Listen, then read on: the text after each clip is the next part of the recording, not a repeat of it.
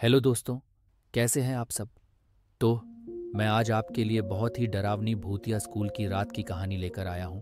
अगर कहानी अच्छी लगे तो चैनल को सब्सक्राइब करके वीडियो को एक लाइक ज़रूर से करें। तो चलिए सुनते हैं एक भूतिया स्कूल की डरावनी कहानी।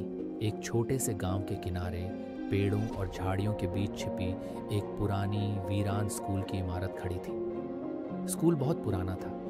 गांव में इसे भूतिया स्कूल के नाम से जाना जाता था। यहाँ बहुत पहले कभी पढ़ाई होती थी, लेकिन एक रात कुछ ऐसा हुआ जिसने इस स्कूल को हमेशा के लिए बंद करवा दिया। गांव के लोग कहते थे कि उस रात स्कूल में कुछ भयानक घटना घटा, जिसके बाद से यह स्कूल सुनसान और डरावना हो गया। कोई नहीं जानता था कि उस रात क्या हुआ, लेकिन सब जानते थे कि उस स्कूल में कुछ अजीब और भयानक है। अजय, रजत, सोनू, नेहा और पायल 5 दोस्त थे जिन्हें डरावनी कहानियों में बड़ा मजा आता था।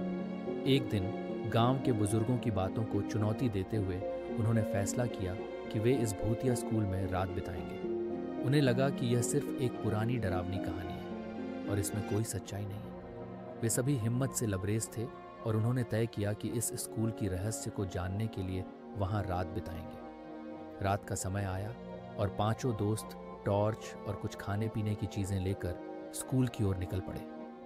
जैसे ही वे स्कूल के पास पहुंचे, वे महसूस कर सकते थे कि वहां का माहौल कुछ अजीब है। हवा ठंडी हो चली थी और चारों ओर गहरा सन्नाटा था। स्कूल की इमारत का मुख्य द्वार जंग लगा और चरमराता हुआ था। अजय ने दरवाजे को धक्का दिया और वह धीरे धीरे खुल गया। भीतर का दृश्य और भी डरावना था। दीवारों पर जाले थे, फर्श धूल से ढका हुआ था और खिड़कियां टूटी हुई थी।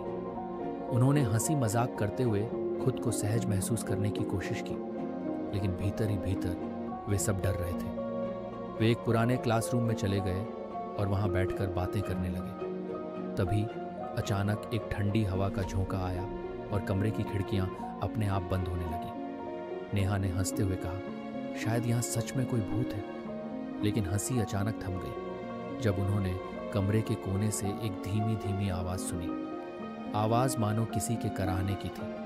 सोनू ने टॉर्च से उस दिशा में रोशनी की, लेकिन वहां कुछ नहीं था। अचानक पायल ने महसूस किया कि उसकी पीठ के पीछे कुछ हरकत हो रही है। उसने मुड़कर देखा तो कुछ नहीं था, लेकिन उसके बाल खड़े हो गए थे। वे सब अब डरने लगे थे।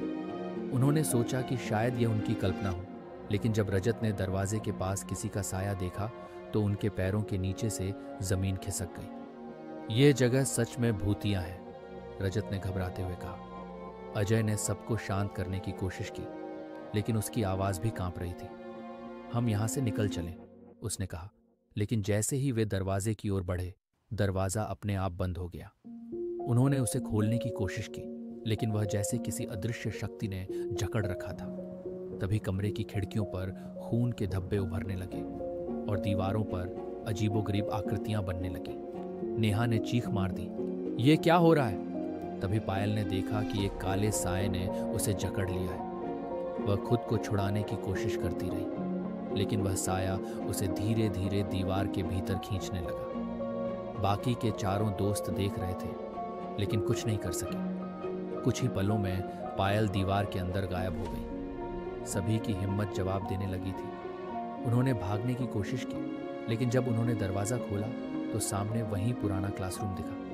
वे फंस चुके थे। सोनू ने कहा, यह जगह हमें मार डालेगी। तभी एक जोरदार आवाज़ गूंजी, तुम्हें यहाँ से कोई नहीं बचा सकता। अब सिर्फ अजय, रजत और नेहा बचे थे। वे अब तक पूरी तरह से पस्त हो चुके थे। उन्हें समझ नहीं आ रहा था कि क्या करें। तभी रजत ने देखा कि स्कूल की घड़ी की सुइयां उल्टी दिशा में घूम रही थी। उसे समझ आ गया कि वे किसी अनदेखी शक्ति के चंगुल में फंस चुके हैं। अचानक नेहा ने एक दरवाजा देखा जो धीरे धीरे खुल रहा था। शायद यह हमारा बाहर निकलने का रास्ता हो, उसने कहा। लेकिन जब वे उस दरवाजे के पास पहुंचे तो अंदर का दृश्य देखकर उनके होश उड़ गए। कमरे के बीच में एक बड़ा सा ताबूत रखा हुआ था और चारों तरफ काले कपड़े पहने साए घूम रहे थे। एक साया ताबूत के पास आया और बोला, तुम यहां से जीवित नहीं निकल सकते। अजय और रजत ने भागने की कोशिश की, लेकिन कमरे के दरवाजे अचानक बंद हो गए। नेहा डर के मारे जमीन पर गिर पड़ी। उसने देखा कि एक साया उसके पास आ रहा है। उसने अपनी आंखें बंद कर लीं लेकिन जब उसने फिर से आंखें खोली तो वह साया उसके ठीक सामने था। वह अब बच नहीं सकती थी। वह चीखते हुए ताबूत के अंदर खींच ली गई। अजय और रजत ने यह सब होते देखा और उनकी हिम्मत टूट गई। वे समझ गए थे कि अब उनका अंत भी निकट है।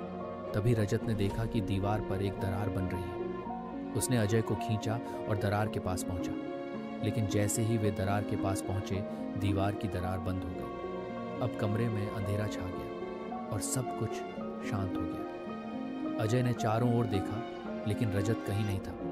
वह अकेला था और उसे अब समझ में आ चुका था कि इस स्कूल में कोई अदृश्य शक्ति है जो उसे खत्म करने पर तुली है। उसने दरवाजे को खोलने की आखिरी कोशिश की और ये बार दरवाज़ा खुल गया। वह भागते हुए स्कूल से बाहर निकला। बाहर सुबह हो चुकी थी। गांव के लोग स्कूल के पास इकट्ठा हो चुके थे। अजय ने सबको बताया कि क्या हुआ, लेकिन कोई उसकी बातों पर यकीन नहीं कर रहा था। गांव के लोग उसे पागल समझने लगे। अंत अजय अब हर रोज उस स्कूल के सामने बैठकर अपने दोस्तों की वापसी का इंतजार करता था। उसने स्कूल के भूतिया होने का रहस्य सुलझाने की कोशिश की, लेकिन वह कभी जान नहीं पाया कि उस रात क्या हुआ था।